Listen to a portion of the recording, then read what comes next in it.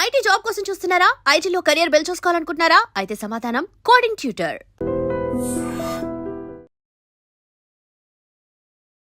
Hi hello నమస్తే, welcome back to iDream media.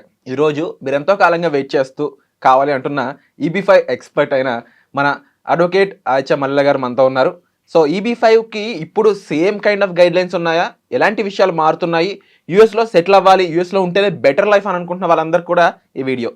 నమస్కారం sir. నమస్తే. అంటే మీరు రీసెంట్గా ఈ ఇన్వెస్ట్మెంట్స్లోకి వాటిలోకి ఎక్కువ వెళ్ళి మీ ఆడియన్స్ మీరు మర్చిపోయినట్టున్నారు. యుఎస్లో ఇప్పటికీ కూడా సెటిల్ అయితే చాలా మంచి లైఫ్ ఉంటుందని చెప్పేసి చాలామంది అనుకునే వాళ్ళు ఉన్నారు. దానికి తగ్గట్టుగానే యుఎస్ వాళ్ళు కూడా ఇచ్చిన స్టేట్మెంట్స్ ఏంటంటే, మాకు ఇక్కడ చిన్న చిన్న జాబులు చేసుకునే వాళ్ళు వద్దంటున్నాం, కానీ మాకు ఉపయోగపడే వాళ్ళు ఏంటి బెస్ట్ లైఫ్ ఇక్కడ తీసుకునే వాళ్ళకైతే మేము ఎటువంటి అడ్డంకు పెట్టట్లేదు అని అమెరికా చెప్తా ఉంది. సో ఈ రకంగా EB5కి ఏమన్నా చేంజెస్ వచ్చాయా?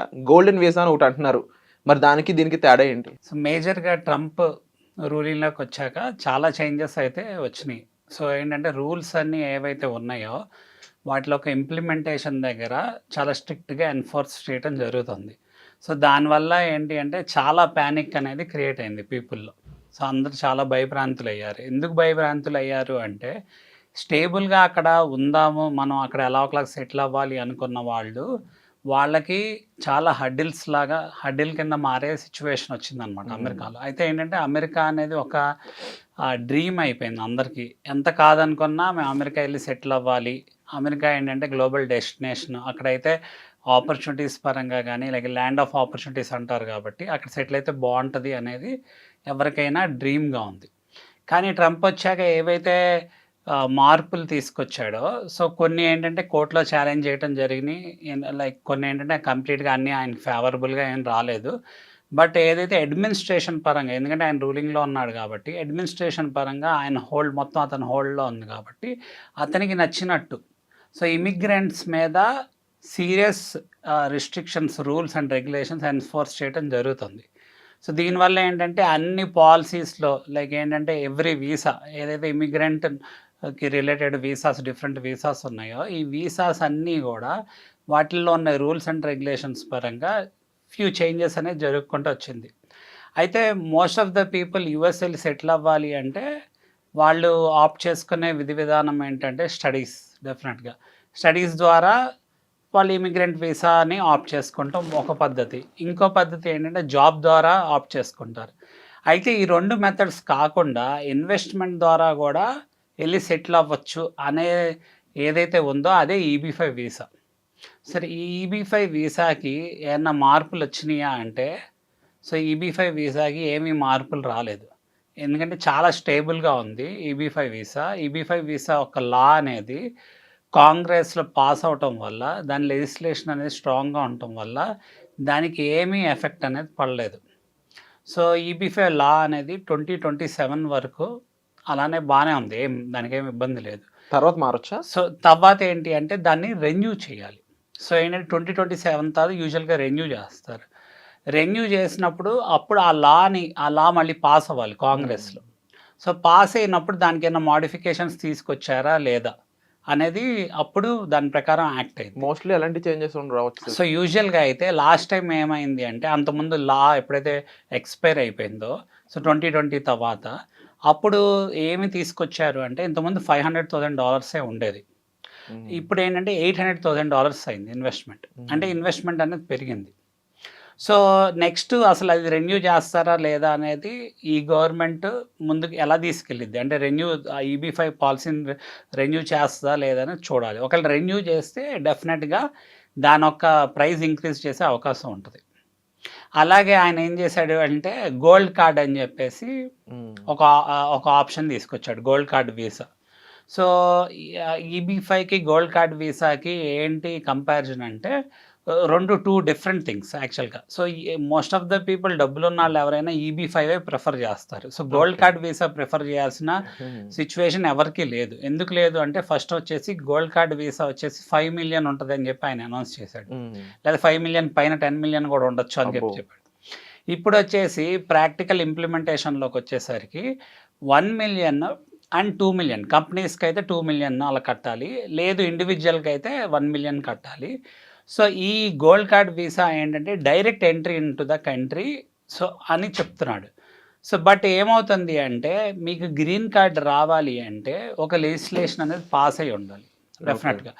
మళ్ళీ ఈ గోల్డ్ కార్డ్ వీసాలో ఏదైతే 1 million పే చేస్తున్నారో ఆ డబ్బులు అనేది తిరిగి రావు. అదేంటంటే ఒక గవర్నమెంట్కి డొనేషన్ ఇచ్చినట్టు అవుతుంది. EB5 అలా కాదు. ఏదైతే $800,000 ఇన్వెస్ట్ చేస్తున్నారో ఆ $800,000 మళ్ళీ వెనక్కి వచ్చే అవకాశం ఉంటుంది అనమాట. ఎందుకంటే అది ఒక ఇన్వెస్ట్మెంట్ లాగా కన్సిడర్ చేస్తాం జరిగింది కాదు. ఇంకోటి ఏంటంటే కొన్ని గోల్డ్ కార్డ్ వీసాలో 1 million ఇన్వెస్ట్ చేస్తే మన డైరెక్ట్గా మనకైనా గ్రీన్ కార్డ్ వస్తుందా అంటే లేదు.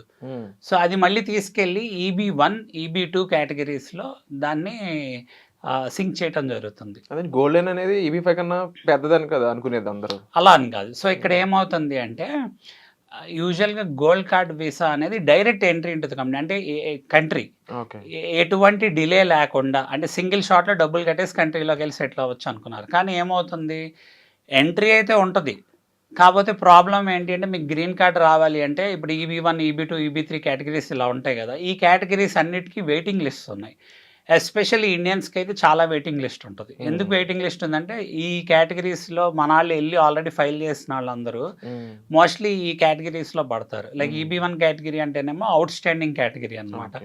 సో అలానే EB2, EB3 ఏమో లైక్ మనకి జాబ్ చేసుకొని సెటిల్ అయిన వాళ్ళు కానీ, లేకపోతే మాస్టర్స్ డిగ్రీ చేసి సెటిల్ అయిన వాళ్ళు కానీ, అలా లేకపోతే నేషనల్ ఇంట్రెస్ట్ వేవిఆర్ ద్వారా స్పాన్సర్ చేస్తే వీసా వచ్చిన పరిస్థితిలో కానీ స్పాన్సర్ అయిన వీసా అనమాట.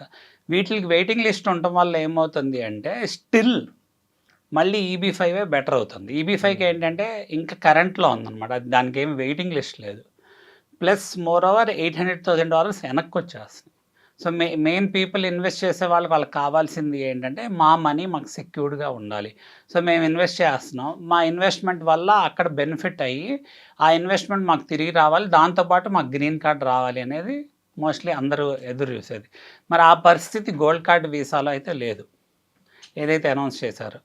సో EB5 అనేది 2027 వరకు లా ఉండటం వల్ల దాంట్లో ఏంటంటే గ్రాండ్ ఫాదరింగ్ క్లాజ్ ఉంది. సో గ్రాండ్ ఫాదరింగ్ క్లాజ్ ఏంటి అంటే ఎవరైతే ఈ 2026 లోపల సెప్టెంబర్ లోపల ఎవరైతే ఫైల్ చేసుకుంటారో వాళ్ళ వీసాలన్నీ సేమ్ లాలో 2027 వరకు ప్రాసెస్ అవుతాయి అన్నమాట. సో ఎవరు వచ్చి ఏం చేంజెస్ కొత్తగా చేయాలన్నా ఆ చేంజెస్ ఏమన్నా కూడా 27 తర్వాతే లా రెన్యూ చేసినప్పుడే అప్లికబుల్ అయ్యే అవకాశం ఉంటుంది, లా రెన్యూ చేస్తే. సో అందుకే ఎవరన్నా నిజంగా చేసుకోవాలి అనుకున్న వాళ్ళకి ఇది ఒక మంచి ఆపర్చునిటీ అనమాట. ఎందుకు అంటే ఒకవేళ EB5 కనుక ఎక్స్పైర్ అయిపోతే తర్వాత ఇంకా మీకు అవకాశం లేదు. సో గోల్డ్ కార్డ్ వీసాను ఆప్ట్ చేస్తా అంటే 1 million డబ్బులు తిరిగి రావు. ప్లస్ ఏంటంటే దాంట్లో గ్రీన్ కార్డ్ వస్తుందా లేదా అనేది చెప్పలేము ఇండియన్స్కి. EB5లో ఏమో డబ్బులు వెనక్కి వచ్చే ఛాన్స్ ఉంది, గోల్డెన్లో డబ్బులు వెనక్కి రాక వీసా వస్తుందని క్లారిటీ లేదు. సో కంపారిబుల్ మీరు చెప్పినట్లు EB5 అనేది చాలా బెటర్. EB5 స్టిల్ ఏంటంటే బెస్ట్ ఆప్షన్ అనమాట ఉన్న వాటిలన్నిట్లో. సో డబ్బులుండి మనకి ఇన్వెస్ట్ చేస్తే యూఎస్లో గ్రీన్ కార్డ్ వస్తుంది అన్న ఆప్షన్ ప్రిఫర్ చేసే వాళ్ళకి EB5 అలానే స్టిల్ లైవ్లో ఉంది. సో విన్నారు కదండి EB5కి గోల్డెన్కి వీసాలకు సంబంధించి డిఫరెన్స్ ఏంటి అనేది. అయితే మరీ క్లుప్తంగా గోల్డెన్ వీసా గురించి నెక్స్ట్ ఎపిసోడ్లో రాబోతుంది. స్టే ట్యూన్, ఛానల్ని దానికోసం సబ్స్క్రైబ్ చేసుకోండి. అలాగే మీకు వీసాకి సంబంధించి ఇమిగ్రేషన్కి సంబంధించి ఎటువంటి డౌట్స్ ఉన్నా సరే డిస్ప్లే అవుతున్న నెంబర్స్ కాల్ చేసి సార్ని సంప్రదించవచ్చు. ఇక వచ్చే ఎపిసోడ్లో మళ్ళీ కలుద్దాం. ముఖ్యంగా ఈ అమెరికన్కి సంబంధించి ఎటువంటి డౌట్స్ ఉన్నా, స్టూడెంట్స్ అయి ఉండొచ్చు, EB5కి సంబంధించిన వాళ్ళు అయి ఉండొచ్చు, బిజినెస్ సంబంధించిన వీసా వాళ్ళు అయి ఉండొచ్చు, కామెంట్ సెక్షన్లో మీ మెన్షన్ చేయండి మీ ఒపీనియన్ని. దాన్ని బట్టి మరిన్ని ఎపిసోడ్స్ మీ ముందుకు తీసుకొచ్చే ప్రయత్నం అయితే మేము చేస్తాం. Thank you so much. Thank you. And for more videos, please subscribe to iDream. Please subscribe to iDream. Please subscribe iDream. And please subscribe to iDream. For more videos, subscribe to iDream. please like, share and subscribe to the channel. Congratulations, iDream. Subscribe to iDream. Subscribe to iDream. So subscribe to iDream Media. iDream team andarki huge congratulations. Please subscribe iDream Media. Please subscribe to iDream. Subscribe iDream. Please subscribe to iDream. iDream అంటే నా కళల ఛానల్ను subscribe చేసుకున్న నోరు తిరుగుతలేదు, మీరైతే గంట గుర్తు కొట్టండి. For more such videos, please subscribe to iDream. Subscribe to iDream. Please subscribe to iDream. Please subscribe iDream Media. Please do subscribe to iDream. Please subscribe to iDream Media. For best entertainment and information, please subscribe iDream. And don't forget to subscribe to iDream.